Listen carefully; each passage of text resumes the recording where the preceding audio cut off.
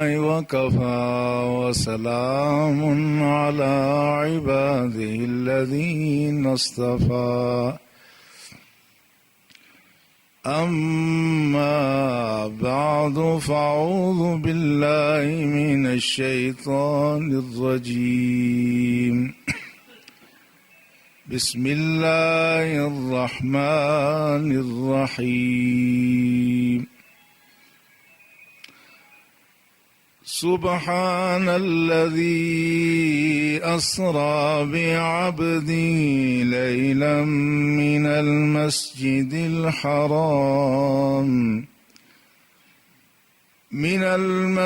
الحرام إلى المسجد الأقصى الذي باركنا حوله لنريه من آياتنا إنه هو السميع البصير وقد قال الله تبارك وتعالى في آية أخرى فيها يفرق كل أمر حكيم صدق الله مولانا العظيم قال الله تبارك وتعالى في شان حبيبه الكريم إن الله وملائكته يصلون على النبي يا أيها الذين آمنوا صلوا عليه وسلموا تسليما اللهم صل على سيدنا ومولانا محمد وعلى آله وأصحابه أجمعين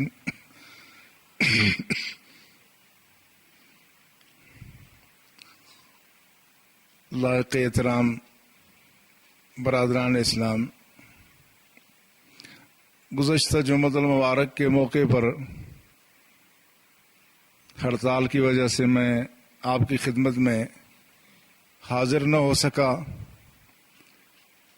گزشتہ ایک ہفتے سے راولاکوٹ میں جو صورتحال ہے اس پر ہر شخص پریشان ہے۔ کاروباری زندگی معطل ہو کے رہ گیا ہے۔ مسلمان کے ہاتھ سے مسلمانوں پر اینٹ اور پتھر برسائے جا رہے ہیں کہ کسی طرف سے گولیاں چل رہی ہیں، اور اس سے مجموعی طور پر ہم معاشی لحاظ سے بھی مفلوج ہوتے جا رہے ہیں۔ بچے پریشان ہیں، مرد و زن پریشان ہیں، بیمار اپنے علاج کے لیے پریشان ہیں، کاروباری حضرات مزدور پیشہ لوگ دو وقت کی روٹی کے لیے پریشان ہیں۔ اس لیے ہم امید کرتے ہیں کہ یہ صورتحال بہت جلد ختم ہو جائے گی، اور ہونی بھی چاہیے۔ ہم راولاکوٹ میں یہ کوئی بہت بڑا شہر نہیں ہے، اس میں ہم ایک خاندان کی طرح سے رہتے ہیں، ایک بڑا خاندان ہے۔ ممکن ہے انتظامی افسر ایک بھائی ہو تو دکاندار دوسرا بھائی اور پولیس والا تیسرا بھائی ہو، تو یہ ایک دوسرے پہ سنگواریاں اور ایک دوسرے پر رائفلیں تاننا یہ ہمیں زیب نہیں دیتا۔ یہ معاملات جتنا جلدی ہو سکیں یہ ختم ہونے چاہیے، اور اس میں اگر بات آگے بڑھتی ہے تو ہم سب کی اجتماعی نااہلی ہوگی۔ اس لیے ہم امید کرتے ہیں کہ یہ معاملات بہت جلدی ختم ہو جائیں گے اور معمولات زندگی بحال ہو جائیں گے۔ اللہ سب کو اپنی ذمہ داریاں پہچاننے اور ان کو ادا کرنے کی توفیق عطا فرمائے۔ میں گزشتہ سے پیوستہ جمعے جس موضوع پر گفتگو کر رہا تھا وہ معراج نبی صلی اللہ علیہ وسلم کی وہ عظیم الشان رات تھی، اس کا تذکرہ ہو رہا تھا۔ آج بھی ایک تو اس رات کا تذکرہ ہوگا اور ایک دوسری وہ رات جو آئندہ جمعرات کو آنے والی ہے، نصف شعبان کی رات۔ اختصار کے ساتھ دونوں کا تذکرہ ہوگا۔ اللہ جل شانہ نے معراج النبی صلی اللہ علیہ وسلم کی ایک خاص غرض و غائد یہ بتائی، لِنُرِيَهُ مِنْ آیَاتِنَا، تاکہ ہم اپنے حبیب کو اپنی نشانیاں دکھائیں۔ اور دوسری طرف سورہ نجم میں فرمایا لقد رأى من آیات ربہ الکبریٰ، رسول اللہ صلی اللہ علیہ وسلم نے اپنے رب کی بہت بڑی نشانیاں ملاحظہ کی، ایسی چیزیں جو ابھی مستقبل میں رونما ہونے والی تھیں۔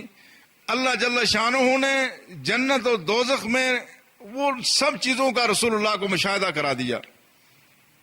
یہ مشاہدہ کیسے ہوا کہ ابھی جنت اور دوزخ میں کوئی گیا نہیں، لیکن جنتیوں اور دوزخیوں کی کیفیات وہاں رسول اللہ کو ملاحظہ کرا دی گئی۔ اس کی کوئی کیفیت ہم یہاں تو بیان نہیں کر سکتے، مگر آپ نے دیکھا ہوگا بہت ساری عمارتیں جب ابھی زیر تعمیر ہوتی ہیں ان کے ماڈل بنا کے سامنے رکھ دیے جاتے ہیں، اور یوں لگتا ہے جس طرح یہ ساری عمارت ہمارے سامنے ہے۔ اور بعض دفعہ یہ ہوتا ہے کہ لوگ پینٹنگ ایسی کر لیتے ہیں کہ سارا ماضی سامنے آ جاتا ہے۔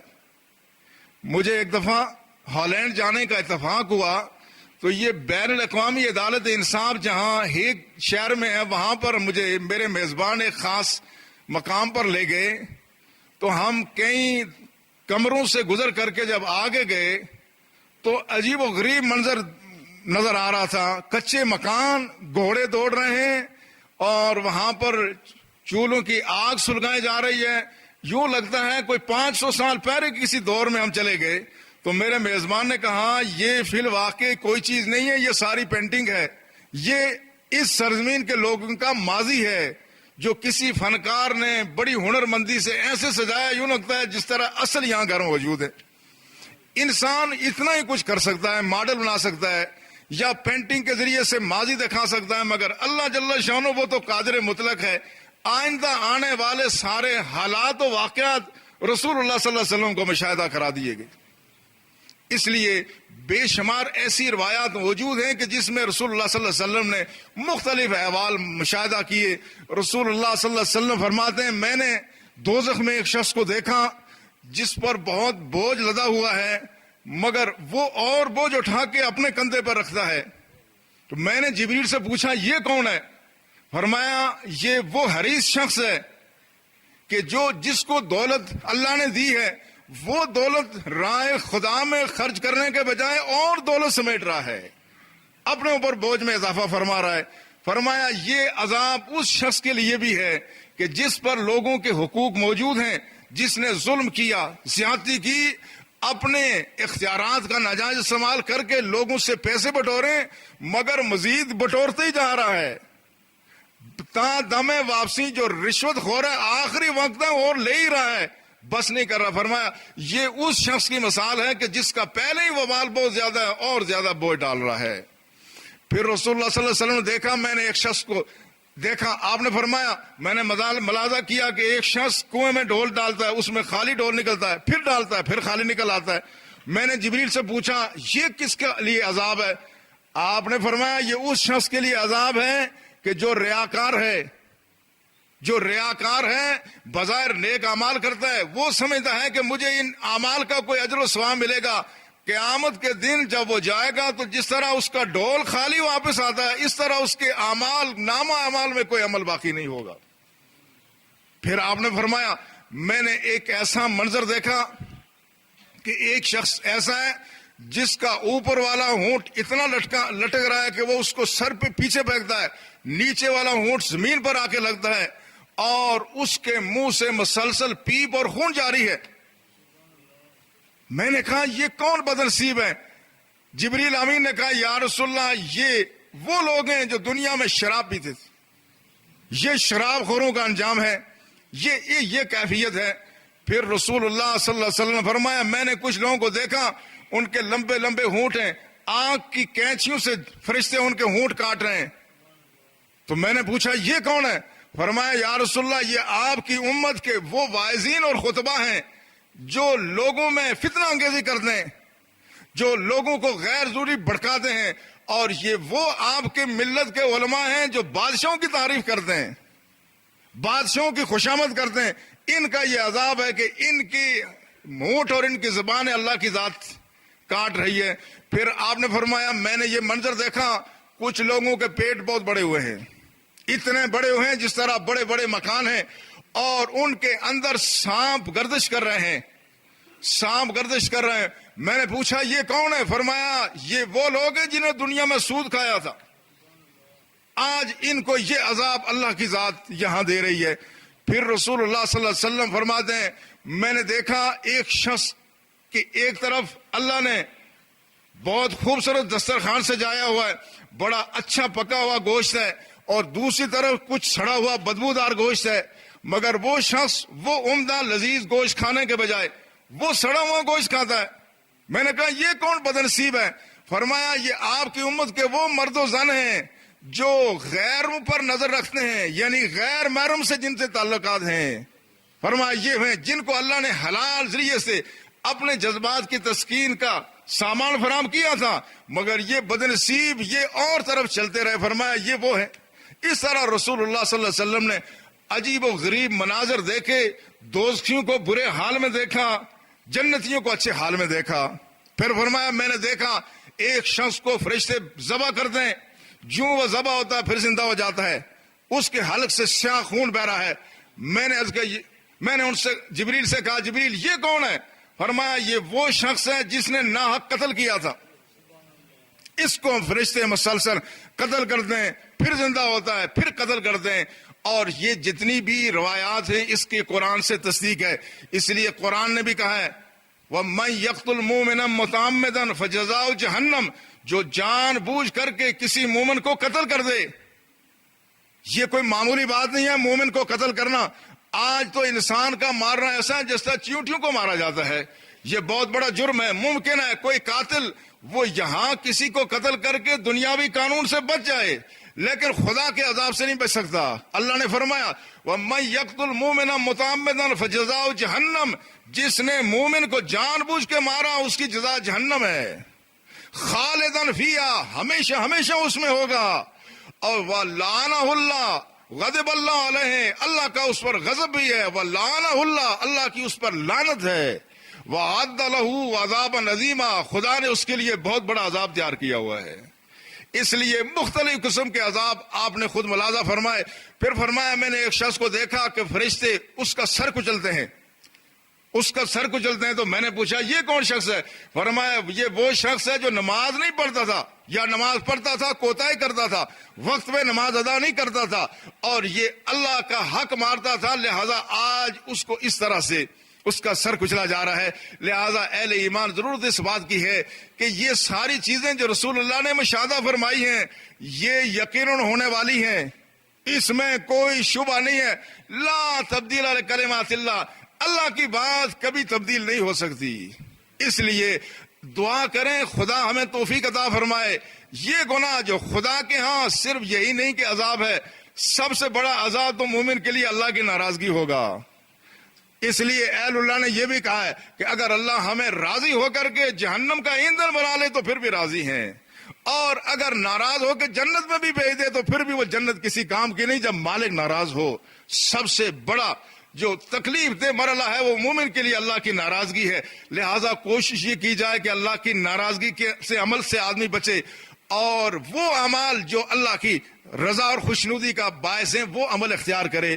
پھر رسول اللہ صلی اللہ علیہ وسلم فرمایا اس کے بعد میرا گزر ایک جگہ سے ہوا، ایسی عمدہ خوشبو تھی، ایسی بینی خوشبو تھی، ایسی عمدہ فضا تھی، اور ایسی خوبصورت آواز تھی جو سما نواز ہو رہی تھی۔ میں نے جبریل سے پوچھا یہ کون سی جگہ ہے؟ فرمایا یہ جنت ہے، یہ جنت کی معطر فضا ہے، یہ جنت کی خوشبوئیں ہیں، یہ جنت کی ہوائیں ہیں، اور یہ جنت کی پکار ہے، وہ اہل ایمان کے لیے پکارتا ہے۔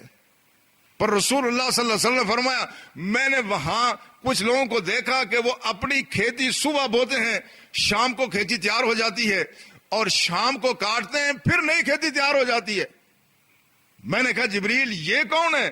فرمایا یہ آپ کی امت کے وہ لوگ ہیں جنہوں نے جہاد فی سبیل اللہ کیا تھا، ان کے اعمال میں، ان کے اجر و ثواب میں اللہ کی ذات مسلسل اضافہ فرما رہی ہے۔ فرمایا یہ آپ کی امت کے وہ لوگ ہیں جنہوں نے خدا کی راہ میں خرچ کیا تھا۔ مثل الذین ينفقون اموالهم فی سبیل اللہ کمثل حبۃ انبتت سبع سنابل فی کل سنبلۃ مئۃ حبۃ واللہ یضاعف لمن یشاء۔ پھر یہ آیت پڑھی گئی قرآنی آیت ہے کہ اللہ فرماتا ہے جو لوگ راہ خدا میں خرچ کرتے ہیں ان کی مثال ایسی ہے جس طرح کسی نے ایک دانہ زمین میں ڈالا، ایک دانے سے 7 بالیں نکل آئیں اور ہر ایک بال میں 100 دانہ ہو گیا، تو گویا ایک دانے سے اللہ نے 700 دانے بنا دیے۔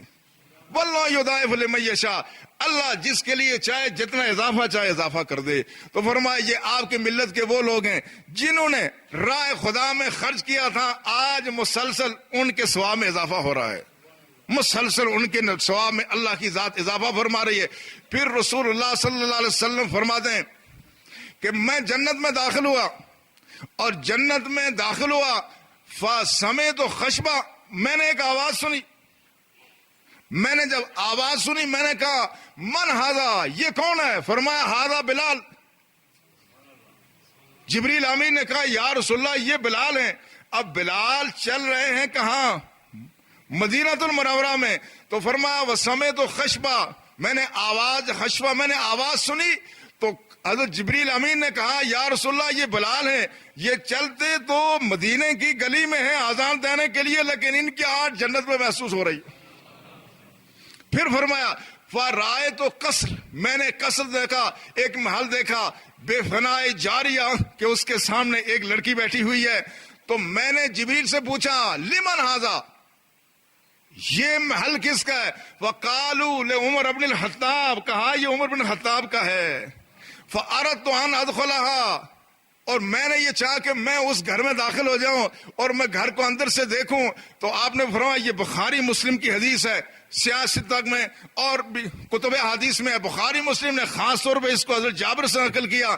تو رسول اللہ فرمایا فذکرت غیرتک، عمر مجھے تمہاری خودداری یاد آ گئی تو میں داخل نہیں ہوا، تم خوددار تھے اس لیے میں نے کہا میں تمہارے گھر میں داخل نہیں ہوتا۔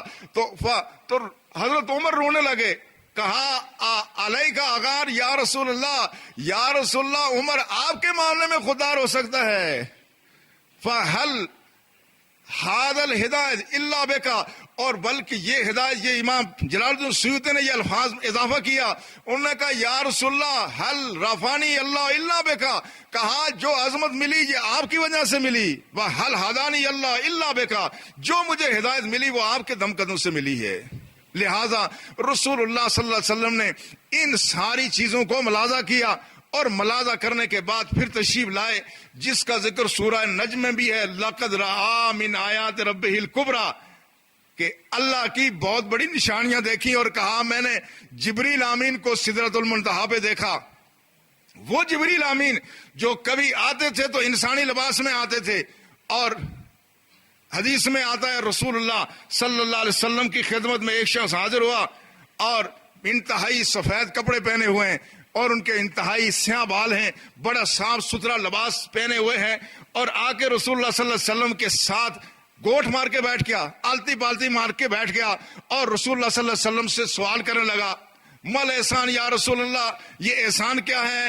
پھر ایمان کے بارے میں پوچھا اور پھر قیامت کے بارے میں پوچھا۔ رسول اللہ اس کو جواب دے رہے ہیں، اب جواب بھی دے رہے ہیں اور وہ شخص رسول اللہ صلی اللہ علیہ وسلم کے اس جواب پر تصدیق بھی کرتا ہے، ہاں درست ہے درست ہے۔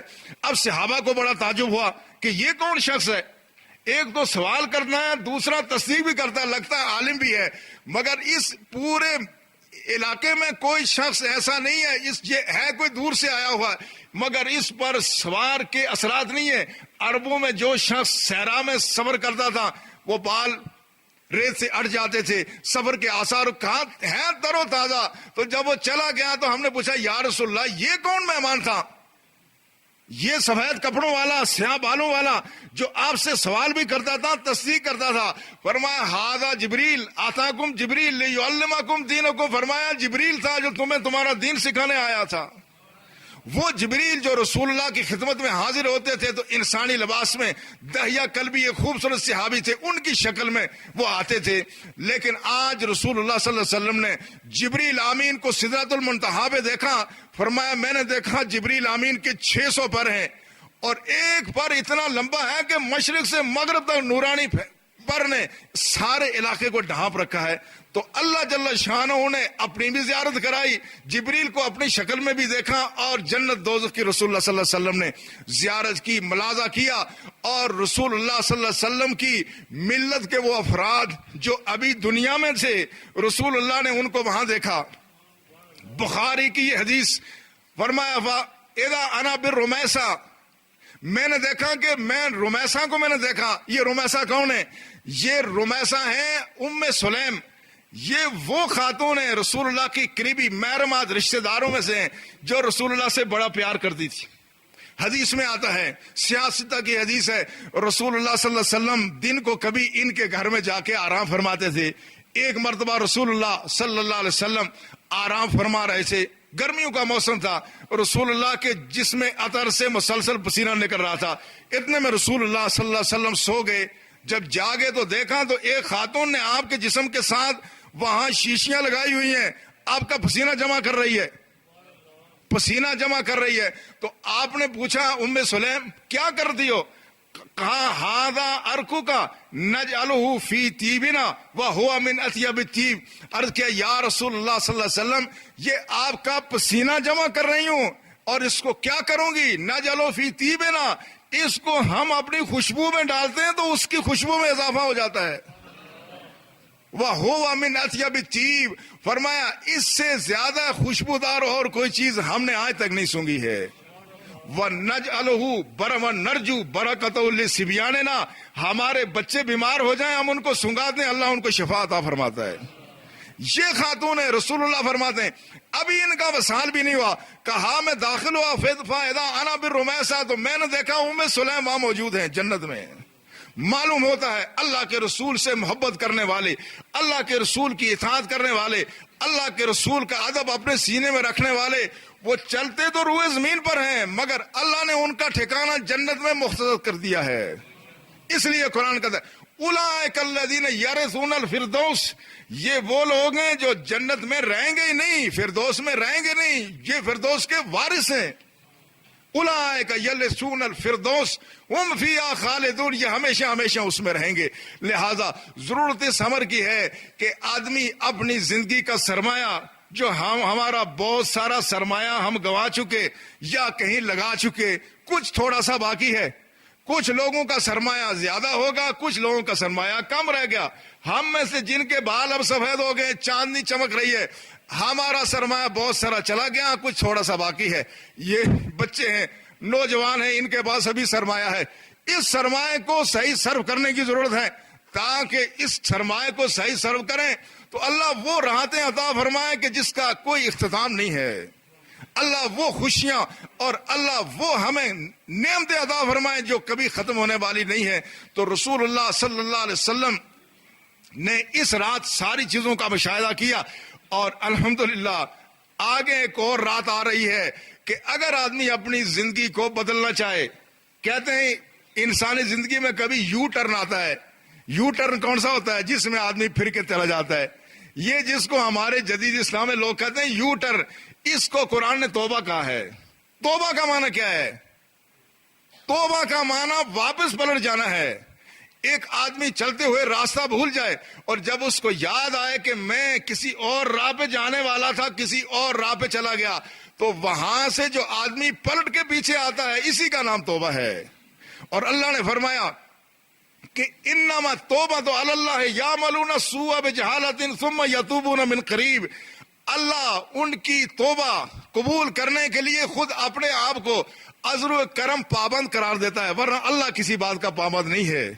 اللہ پابند نہیں ہے, وہ قادر مطلق ہے, چاہے تو کسی کی توبہ نہ قبول کرے. مگر کیا خوبصورت انداز ہے اللہ کا, انما التوبۃ علی اللہ ہے, اللہ پر وہ توبہ اللہ نے مہربانی کر کے توبہ قبول کرنا لازم کر دیا ہے جو جلدی سے واپس لوٹ آتے ہیں. اس لیے واپس لوٹنے کا مرحلہ ہے, اور اس کے لیے ایک رات آگے جو آ رہی ہے لیلۃ البرات, یہ بہت مناسب موقع ہے کہ اس پر ہم واپس لوٹنے کا عزم صمیم کر لیں. اور یقیناً اب ہمیں واپس لوٹنے کی ضرورت ہے. سامعین کرام, ایک عرصے سے آپ دیکھ رہے تھے بارشیں نہیں ہو رہی تھی, اب بھی یہ بارش ہوئی, بڑی ہلکی پھلکی سی ہوئی, ابھی ضرورت پوری نہیں ہوئی. یہ بات درست ہے, بارش ہوئی تو ضرور، لیکن ابھی زمین کی وہ سختی بھی باقی ہے، زمین کی پیاس بھی باقی ہے، ہلکی پھلکی ہوئی ہے. اور اگر یہ بارش کتنی دیر بعد ہوتی رہے تو اس کے نتیجے میں زمین تر رہتی ہے. 10 دن بعد، 15 دن بعد، 20 دن بعد ہو جائے. اب تقریباً 1.5 ماہ ہونے والا ہے بارش نہیں ہوئی. یہی بات ہے. اگر یہ بارش 10-15 دن بعد ہوتی رہے، 2-4 گھنٹے ہو جائے تو یہ زمین کی پیاس ختم ہو جاتی ہے. یہ اللہ کا قانون ہے کہ چند ہفتوں کے بعد بارش ہو جائے تو زمین کی اپنی تری بحال ہو جاتی ہے، فصلیں اسی طرح سے لہلانا شروع ہو جاتی ہیں. لیکن اسی خدا نے جس نے اس زمین کو ہرا رکھنے کے لیے اگر ہفتے عشرے کے بعد بارش نازل کر دی تو یہ ہری ہو گئی. اسی خدا کی ذات نے مسلمان کے اندر کی زمین کو ہرا رکھنے کے لیے دن میں 5 گانا نمازیں فرض کی ہیں. 5 گانا نمازیں کیوں فرض ہیں؟ یہ جس طرح اس زمین کو پانی کی ضرورت ہے، ہمارے باطن کی زمین کو ہر 2-4 گھنٹے بعد خدا کے سامنے حاضر ہو کر کے نماز پڑھنے کی ضرورت ہے. کتنے ایسے لوگ ہیں عرصہ ہو گیا جو خدا کے سامنے نہیں جھکے. ان کے باطن کی کیفیت کا اندازہ لگا دیں. یہ بارش تو 1.5 مہینہ بند رہی تو زمین پھٹ رہی ہے. یہ ساون کا موسم ہے لیکن آج ہریالی نہیں ہے. اس آدمی کے آپ باطن کا اندازہ کریں جس کو سال گزر گیا ہے. پچھلے سال تراویح پڑی تھی، اس کے بعد پھر 5 گانا نمازیں چھوڑ دی ہے. پچھلے سال رمضان میں قرآن کی تلاوت کی تھی، پھر تلاوت چھوڑ دی ہے. اس وقت صدقہ خیرات کیا تھا، صدقہ خیرات چھوڑ دیا. اس کی باطن کی کیفیت کا اندازہ کر لیں. لہذا اب یہ ایسا مرحلہ ہے، اپنے باطن کو ابھی تیار کرنے کی ضرورت ہے. اپنے باطن کو، ہمارے پیاسی دل کی سرزمین کو اب اس پر مینہ برسانے کی ضرورت ہے. اور وہ مینہ برسنے والا ہے. صرف اپنے دل کی دنیا کو اس کے سامنے رکھنا ہے، برتن کو سیدھا رکھنا ہے. برتن اگر الٹا ہو، آپ نے دیکھا اگر کئی دن بھی بارش ہوتی رہے تو برتن الٹا ہو تو آخر میں چند قطرات ہی اس کے پیندے پہ ہوتے ہیں نا، کچھ نہیں آتا. لیکن برتن سیدھا ہو تو بھر جاتا ہے، لبالب بھرتا ہے. اور بعض دفعہ بڑے بڑے برتن بھی بھر جاتے ہیں. اب وہ موقع آنے والا ہے، اللہ جل شانہ انشاءاللہ اس زمین کو ظاہری طور پر بھی سراہ فرمائے گا، ہمارے باطن کو بھی سراہ فرمائے گا. اور وہ رات آئندہ جمعرات کی رات ہے، جس کے لیے رسول اللہ صلی اللہ علیہ وسلم نے فرمایا اذا کان لیلۃ من نصف شعبان، جب شعبان کی یہ درمیانی رات آتی ہے، یہ 15ویں رات آتی ہے، ینزل اللہ تعالی الی سماء دنیا، اللہ کی ذات جو کسی ایک مقام کے ساتھ مختص نہیں ہے، لیکن بندوں کو سمجھانے کے لیے کہا اللہ بندوں کے بہت قریب آسمان دنیا پہ تشریف لے آتے. اور جب تشریف لاتے ہیں تو اس کے بعد فرمایا وَيَغْفِرُ لِأَكْثَرَ مِنْ عَدَدِ شَعْرِ بَنِي كَلْبٍ. رسول اللہ صلی اللہ علیہ وسلم کا طریقہ مبارک یہ تھا کہ آپ مقامی مثالیں دے کے لوگوں کو سمجھاتے تھے. اس زمانے میں عربوں میں ایک بہت بڑا ایک قبیلہ تھا بنی کلب، اور جس کی بکریاں مشہور تھی، بڑے بڑے ریور تھے.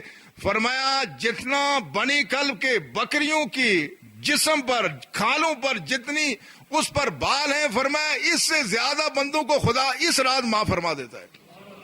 وہ رات آنے والی ہے، اس کے لیے تیاری کی ضرورت ہے. اور حضرت علی رضی اللہ تعالی عنہ سے ابن ماجہ نے روایت کیا کہ اللہ جل شانہ جب نیچے تشریف فرماتے اور اس کے بعد فرماتے، خود اللہ اعلان فرماتے فَهَلْ مِن مُسْتَغْفِرٍ فَأَغْفَرَ لَهُ، کہ آج کوئی بخشش مانگنے والا ہے کہ میں اس کو بخش دوں. خود ہی اندازہ فرمائیں، جب بخشش کرنے والا خود کہے کہ بخشش کوئی مانگنے والا ہے تو کسی کی بخشش کبھی خطا ہو سکتی ہے. حل میں مستغفرین، کیا کوئی بخشش مانگنے والا ہے کہ میں اس کو بخش دوں. وحل من مسترزقن فارزقہ، کیا کوئی مجھ سے روزی مانگنے والا ہے کہ میں روزی عطا کر دوں. وحل من مبتلین فاعافیہ، کیا کوئی مصیبت کا مارا ہوا، زخموں کا سے چور چور کوئی ہے کہ کچھ مجھ سے مانگے تو میں اس کی بلائیں دور کر دوں. پھر فرمایا حتی یطلع الفجر، یہاں تک کہ فجر طلوع ہوتی ہے، مسلسل پوری رات اللہ کی ذات یہ صدا بلند فرماتی ہے. لہٰذا اس رات کے مخصوص اعمال ہیں اور یہ رات آنے والی ہے، اس کے لیے پہلے سے تیاری کر لی جائے. اور اس میں جو مخصوص اعمال ہیں جو رسول اللہ صلی اللہ علیہ وسلم نے اختیار فرمائے، وہ قبرستان کی زیارت ہے. رسول اللہ خود جنت البقیع میں تشریف لے گئے. یہ بھی رسول اللہ کی سنت ہے، اس رات اپنے جو مرحومین ہیں ان قبرستان میں جائیں، وہاں جا کر کے ایصال ثواب کریں، ان کے لیے دعائیں کریں۔ مگر ہمارے ہاں اس کا بالکل برعکس ہوتا ہے، قبرستان میں جا کر کے ایصال ثواب کرنے کے بجائے وہاں جا کے پٹاخے چھوڑ دیں، وہاں جا کے آتش بازی ہوتی ہے۔ نہ جانے یہ بری رسم کیسے ہو گئی۔ شاید کسی زمانے میں کچھ لوگ آگ لے جا کے، اس زمانے میں آگ کے مٹھے ہوتے تھے، آگ کی لکڑیاں جلا کر کے لوگ جاتے تھے۔ ممکن ہے لوگ اس طرح سے رات کو جاتے ہوں اندھیرے میں اور جا کے وہاں دعا کرتے ہوں، تو وہ دعا تو لوگوں نے چھوڑ دی مگر وہ آتش بازی شروع کر دی۔ اس لیے امام ترمذی شریف کے حاشیے پہ یہ بات موجود ہے کہ ہندوستان میں جو اس رات کو لوگ آگ جلاتے ہیں، فرمایا یہ ہنود کا طریقہ ہے، یہ ہندو کا طریقہ ہے، یہ مسلمانوں کا طریقہ نہیں ہے۔ لہٰذا اس رات کو خود بھی اس بات سے بچیں، اپنے بچوں کو بھی بچائیں۔ بعد اب ہم خود تو ایسا نہیں کرتے، بچے کرتے ہیں، اور ہم کہتے ہیں جی بچے کیا کریں، بچوں کو آگ کا ایندھن نہ بنائیں۔ اللہ کا ارشاد ہے قوا انفسکم واہلیکم نارا، آگ سے خود بھی بچو اور اپنے بچوں کو بھی آگ سے بچاؤ۔ لہذا بچوں کو بھی تاکید کریں کہ آتش بازی سے اجتناب کر کے تو قبرستان میں جا کے دعا کریں، قبرستان والوں کے لیے دعا کریں، اپنا انجام ذہن میں لائیں کہ یہ لوگ دنیا سے چلے گئے، ہم نے بھی جانا ہے، اور ان کے لیے ایصال ثواب کریں۔ اور اس کے بعد اس رات خاص طور پر جو نوافل ہیں، امام حسن بصری نے روایت کیا ہے کہ جس شخص نے اس رات میں صلاۃ الحاجت پڑھی، صلاۃ الحاجت کیا ہے؟ 100 رکعت نماز، ہر رکعت میں سورہ فاتحہ کے بعد 10 مرتبہ سورہ اخلاص، 100 رکعت، ہر رکعت میں سورہ فاتحہ کے بعد 10 مرتبہ سورہ اخلاص کوئی شخص پڑھے تو رسول اللہ صلی اللہ علیہ وسلم نے فرمایا جو شخص صلاۃ الحاجت پڑھے، اللہ اس رات 70 مرتبہ اس پر رحمت کی نظر کرتا ہے، اور ہر مرتبہ اس کی 70 حاجتیں پوری کرتا ہے، اور فرمایا اس میں سے ایک حاجت یہ ہے کہ اس کی اللہ بخشی و مغفر فرما لیتا ہے۔ اس لیے کوئی بھی شخص اس رات کو جب اللہ کے حضور حاضر ہوگا، سامعین کرام، دل کی دنیا تبدیل ہو جائے، اللہ کی رحمت رم جم بسنا شروع ہو جاتی ہے۔ تبدیلی ادھر سے نہیں ہوتی، ادھر سے تو رحمتیں برکتیں ہمارے انتظار میں ہیں۔ رسول اللہ نے فرمایا التائب من الذنب کمن لم ذنب لہا، التائب من الذنب کم اللہ ذنب لہا، جو آدمی توبہ کر لے وہ اتنا صاف ہو جاتا ہے کہ گویا اس نے سرے سے کوئی گناہ کیا ہی نہیں ہے۔ اس لیے اس موقع پر رجوع اللہ کی ضرورت ہے۔ ہم آنے والے مرحلوں میں، آنے والے دلوں میں اپنے آپ کو تیار کریں، رمضان کی آمد کے لیے بھی تیار کریں۔